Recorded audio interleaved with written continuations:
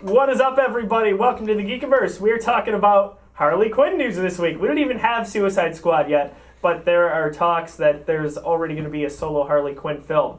So with me, Pavlok, Gene Pool, right? And my doppelganger on the end, the handsome Nick Ramirez. I am handsome. Thank you. So am I. We're very handsome. That's why I said doppelganger. We're bordered by fedoras. Yeah, I was going to make a joke there and I chose not to. So, first reaction to this. Awesome.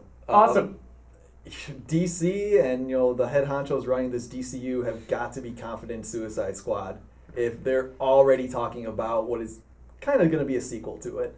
Well, they need this movie badly. Yeah, like they're obviously confident in this, that this is going to give the kickstart that Batman vs Superman kind of did but didn't. Right. But let's be fair, they were also very confident in Batman vs Superman and announced this entire cinematic universe around it, complete with a week later start date for Justice League to start filming. And now, while we don't have any confirmation of this, it does seem like they're trying to rein Zack Snyder in. But they've really calibrated quite a bit here, it seems, in the last few weeks.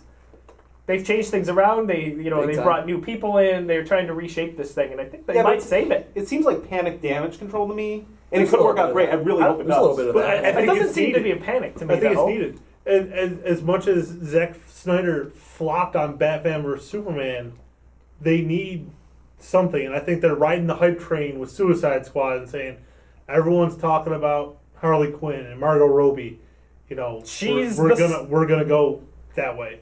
She's the focal point of a lot of these trailers, whether they intended her to be or not. And even if some of the other characters, we had the 2 or 3 trailers so far, she's the one that we're all talking about. She's the one. Watch our previous episodes of the Geekiverse show. She's the thing we want to see most, and right? DC does such a good job with its female characters. Very good.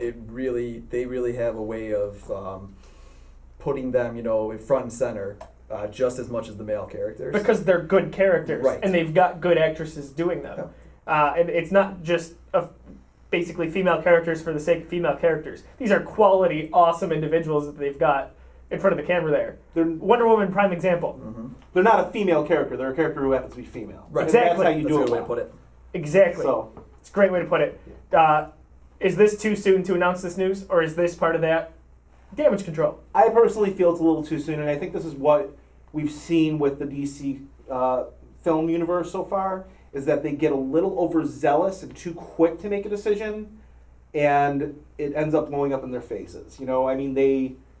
We saw they immediately put Zack Snyder in the role that he is. They announced all these films, and now we're hearing word that they might be reconsidering the release dates, the tone, things like that for these films, but they're committed to these movies. I think that waiting for Suicide Squad to get released to see what the reception is to the Harley Quinn in that movie would have been a safer plan.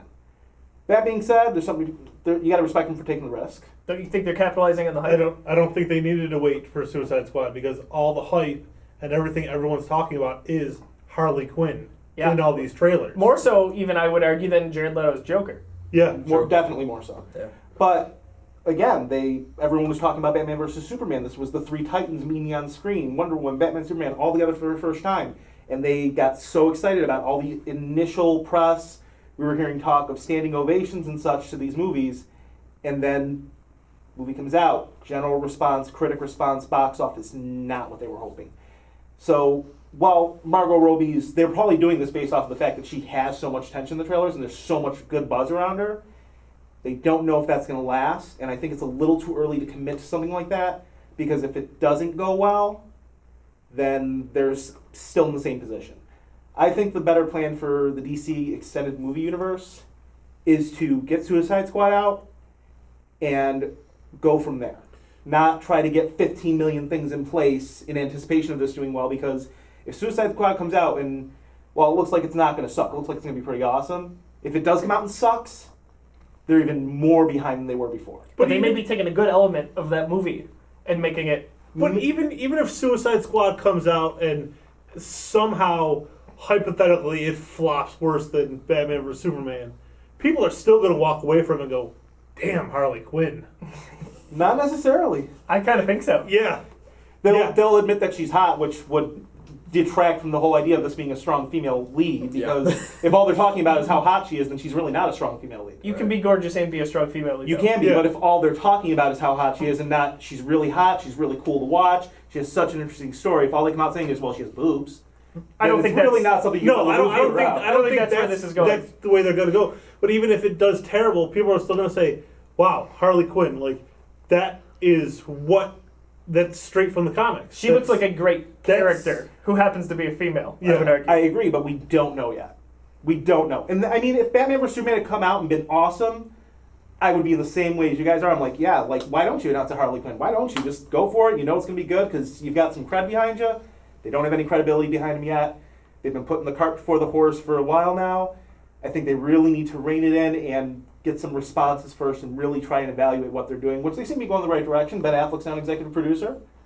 They got some Justice League, yeah. Yeah, so hopefully that's, the right direction to go. But basically for me it comes down to the fact that they haven't built up any credibility. They've made some really big missteps with the creation of this universe so far, and they're not learning from their mistakes. Yeah, but look who was in charge of that universe. It was Zack Snyder. They've now pulled him out and put him in a different role where he's not the one making these decisions. So I feel like without him being in behind the wheel, that it's only going to go up from here because he did so terrible. Well, we hope it does, and we want it to, and we're thinking it might. We just don't know that it will. So if the Batman vs. Superman trailers were any indication, and they matched the movie in quality and kind of hype. And I think it's going to be the same for this. And that's just a prediction we can't know until we know. A couple more months. We'll find out soon. August 5th. Yeah. Got it right this time. We're clearly divided on this a little bit. We want to get in the conversation with us on Twitter. Where can we find everybody? Nick. I am at dare_2_geek. Jeanski. At _Gene Pool. Yeah, that's great. Jeff. At Jeffrey Pops. I'm at Josiah D. Leroy. Visit the Geekiverse at _Geekiverse. Leave a comment below. Thank you for watching. You scored it a 10 out of 10. A perfect I 10. did. No, a 10 in the Geekiverse doesn't necessarily mean it is a perfect film, but it's just about as good as any film can get, it sounds like. Let me read one quote from it. Nick said, when something comes along in a genre that so circumvents expectation and formula, when it speaks to its audience in such a manner that it makes them think at the same time as making them feel and resting on the edge of their seat, I can't help but say it's a must-see. Elaborate, what are your thoughts on this movie?